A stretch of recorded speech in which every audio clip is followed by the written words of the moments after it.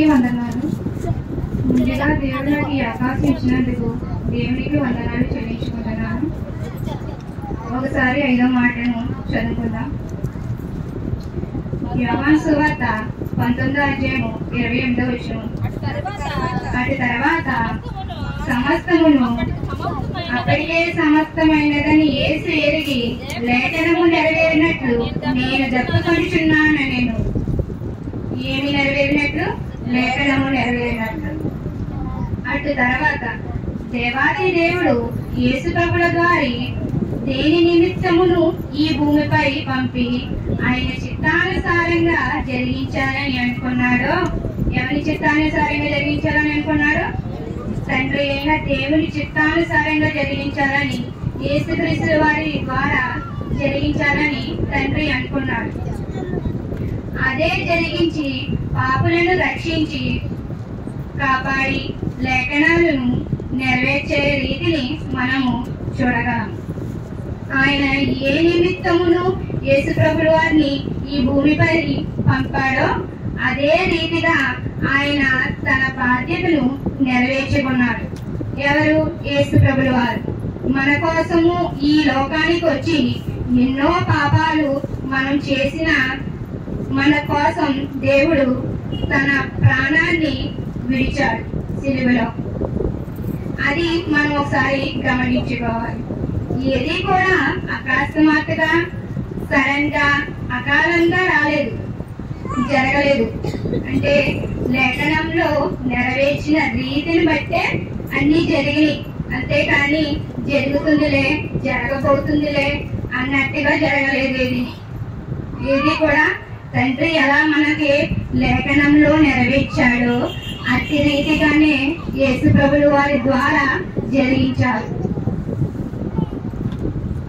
లేఖనాలు. ఎందుకంటే దేవుని చిత్తమును నెరవేర్చుట యేసు ప్రభుల వారి బాధ్యత. తండ్రి మాటను గౌరవించే బాధ్యత యేసుక్రీస్తు వారిది. యేసుక్రీస్తు వారి బాధ్యత కాబట్టి తండ్రి మాటకు విలువిచ్చి ఆయన ఈ లోకానికి వచ్చి మనలో పుట్టి మన పాపాల కోసం శిలువ మీద మరణించాడు. యేసు పాపల స్థానంలో బాధలు పడుతున్న సంగతిని గుర్తించుకోవాలి. శిలువపై దాహం వేయడం కూడా అందులో ఒక భాగం. శిలువపై దాహం వేయడం కూడా అందులో ఒక భాగం. ఒకసారి 4వ మాటని చదువుకుందాం. ఇంచుమించు 3 గంటలప్పుడు యేసు ఏలీ ఏలీ లమా సబక్తాని దగ్గరగా కేకలు వేశాడు. ఆ మాటకు నా దేవా నా దేవా నన్నెందుకు చేయబెట్టినాడితివని అర్థము.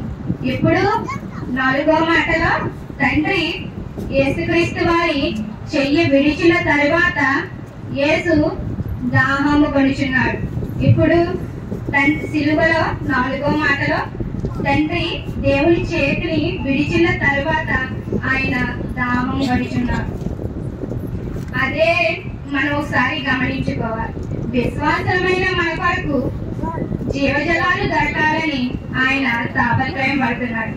మనము జీవజలాల్లో నడవాలని, ఈ జీవవాక్యం మనకి అందియాలని, ఈ జీవంలో మనం ఉండాలని ఆయన ఎంతగానో తాపత్రయం పడుతున్నాడు.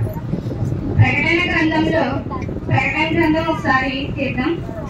ప్రకటన గ్రంథం 7వ అధ్యాయం 16వ అధ్యాయం 16వ వచనం 17వ వచనం. వారికి ఇక మీదట ఆకలియైనను దాహమైనను ఉండదు. సూర్యుని ఎండైనను ఏ వడగాలి అయినను వారికి తగలదు. ఏలయనగా సింహాసన మధ్యమందు గొర్రెపిల్ల వారికి కాపరియే జీవజలాలు బొగ్గల యొద్దకు వారిని నడిపించాడు.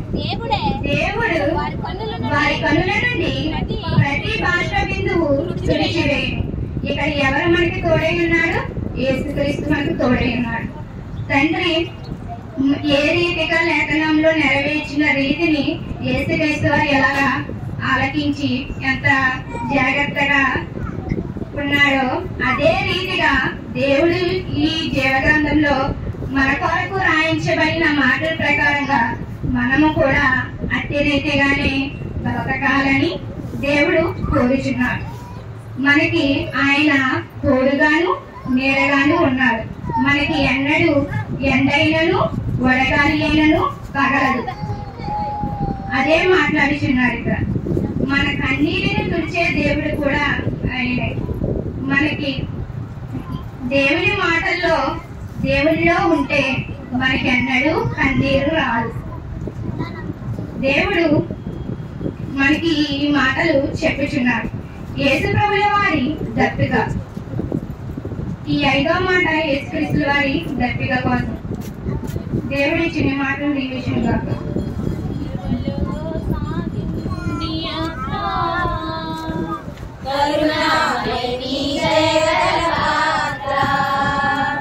సిలువలో సాగింది యాత్ర, కరుణామయ నీ దయగల పాత్ర. ఇది ఎవరి కోసమో? ఈ జగతి కోసమే, ఈ జనుల కోసమే, ఈ జగతి కోసమే, ఈ జనుల కోసమే. సిలువలో సాగింది యాత్ర, కరుణ